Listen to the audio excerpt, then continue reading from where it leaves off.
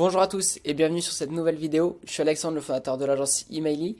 Donc pour ceux qui ne nous connaissent pas encore ou qui tombent sur cette vidéo ou sur cette chaîne pour la première fois, on accompagne les entreprises B2B à scale, à développer et à augmenter leur pipe de clients. Voilà, de façon très simple. Et aujourd'hui, j'ai voulu faire cette vidéo. Restez bien jusqu'à la fin. Franchement, je pense qu'elle va vous être vraiment utile. Et je vais faire exprès de la faire assez courte, mais il faut vraiment que vous puissiez comprendre le process en entier. L'idée ici, en fait, c'est de vous montrer comment vraiment avoir des retours, enfin avoir des retours dans vos campagnes d'acquisition, mais avoir des retours qui convertissent. Parce qu'il y a trois piliers. C'est vrai que la plupart des agences d'acquisition, un peu comme nous, qui font du cold email, de la prospection LinkedIn, etc., sont surtout axées autour de cette partie-là, de ce pilier-là.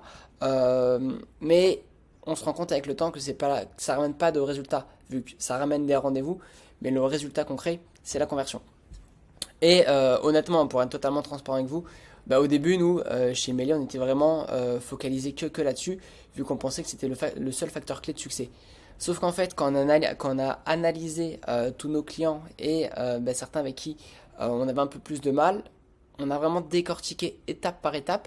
Et c'est ce qui nous a permis aujourd'hui d'adapter nous, notre offre de notre côté, mais surtout de faire cette vidéo et de faire cette mind map avec ces piliers-là pour voir tout ce qu'il faut, donc tous les facteurs clés de succès pour quand on fait une campagne d'acquisition. Forcément, il y a les fondations. Les fondations, c'est la base, c'est un peu comme une maison. Si les fondations sont mauvaises, tout ce qui en découle ne va pas être bon. Donc là, l'idée, c'est vraiment d'avoir des fondations très fortes. Très fortes, ça veut dire quoi? Ça veut dire une offre unique. Unique, c'est une offre qui peut pas être, qui peut pas être comparé avec d'autres personnes, que personne peut vous dire ah ben il y a lui qui fait pareil que toi pour moins cher. Non, là c'est pas une offre unique et ça va être une comparaison par le prix. C'est absolument pas ce qu'on veut et personne ne veut ça.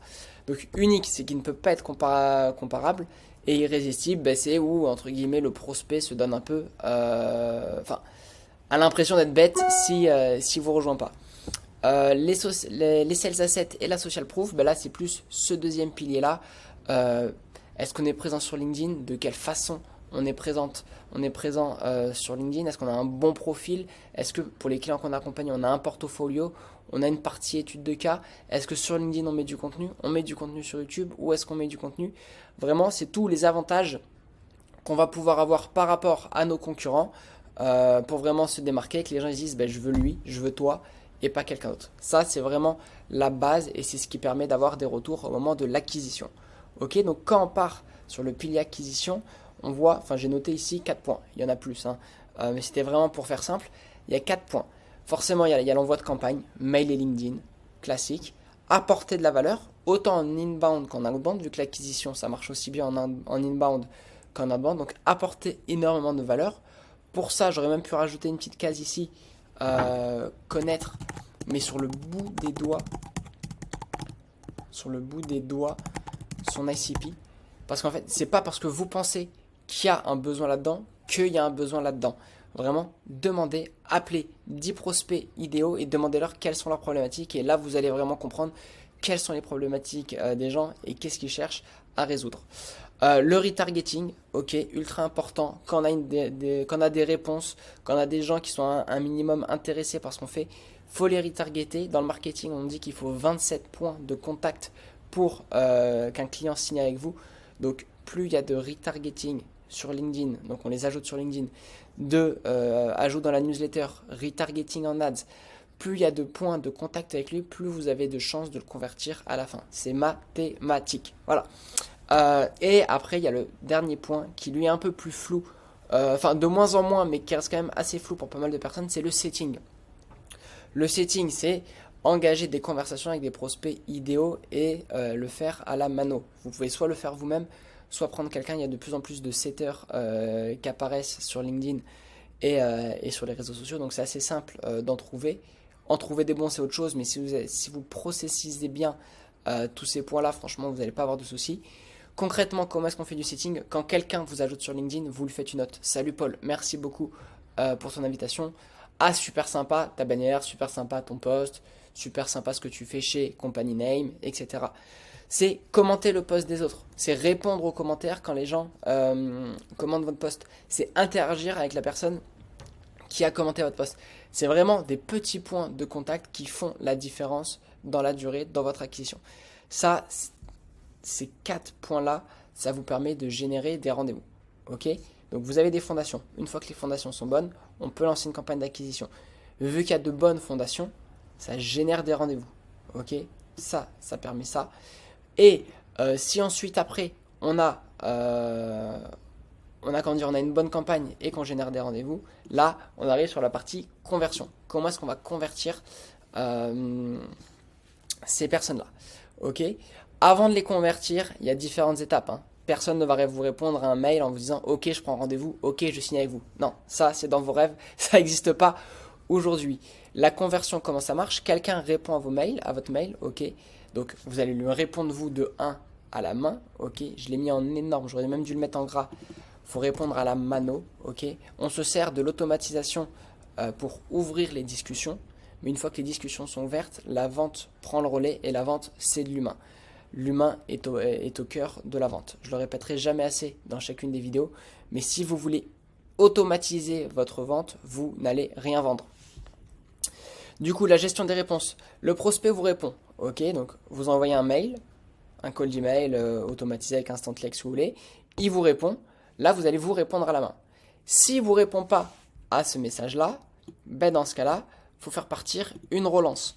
Nous, ce qu'on conseille de faire avec tous nos clients, donc nous, je pense que vous l'avez compris, on accompagne nos clients dans tout ce process-là. L'idée, c'est de leur faciliter la tâche et d'avoir des résultats au bout de 2 semaines.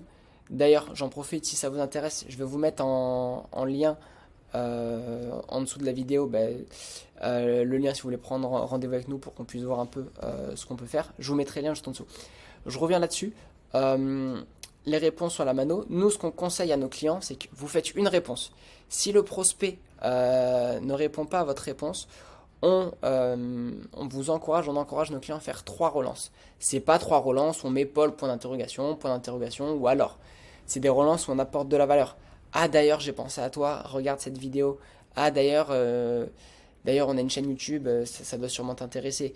Est-ce que la vidéo que je t'ai envoyée avant te paraît claire? Enfin vraiment, parler avec lui et arrêter de faire des relances lourdes ou des est-ce que tu as vu le message et tout. Ça ne marche pas. Autre chose, quand quelqu'un vous répond, ajoutez-le sur LinkedIn. Ça permet de faire du retargeting. Ok? Et si on pousse le truc encore plus haut, là ici pour avoir tous vos sales assets. Donc vraiment, vous voyez, c'est une vraie boucle et tout dépend. Chaque point dépend de l'un. Chaque point dépend des uns et des autres. Donc c'est une vraie chaîne mathématique. Et donc tout ça, quand on lui répond à la main, quand on lui répond dans les relances et tout, etc. Tôt ou tard, lui prendra rendez-vous avec vous, ok, ou en tout cas la plupart ou certains prendront rendez-vous avec vous en fonction de comment vous faites le travail. Et là, on arrive à l'étape de closing. Le closing, c'est un vrai métier. Il y a des commerciaux, il y a même des closers indépendants qui font que ça.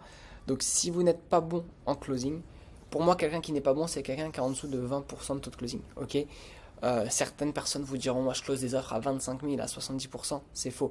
Un taux de closing moyen c'est entre 20 et 40%. Si vous êtes en dessous, dans les 5-10%, franchement faites appel à quelqu'un, déléguez votre closing parce que là vous perdez de l'argent à faire ça.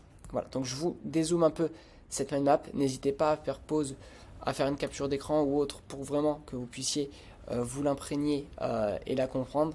Mais sans ces 3 piliers, vous n'aurez pas de retour dans n'importe quelle campagne de prospection. Ou alors, vous allez en avoir, mais vous aurez pu en avoir beaucoup plus si vous mettiez tout ça en place. Voilà. Comme d'habitude, je vous remets le lien en commentaire si vous souhaitez qu'on prenne rendez-vous et qu'on échange un peu sur votre acquisition pour voir si on peut vous aider. Sur le mois de mai, il va nous rester 2 places, donc voilà. Je vous remets aussi quelques ressources gratuites, formation call d'email, formation LinkedIn, etc. Et puis si vous avez des idées, des retours, n'hésitez pas à vous abonner et surtout à m'envoyer des idées de vidéos sur LinkedIn ou en commentaire. Mais abonnez-vous pour ne rien rater. Voilà, je vous dis à très vite.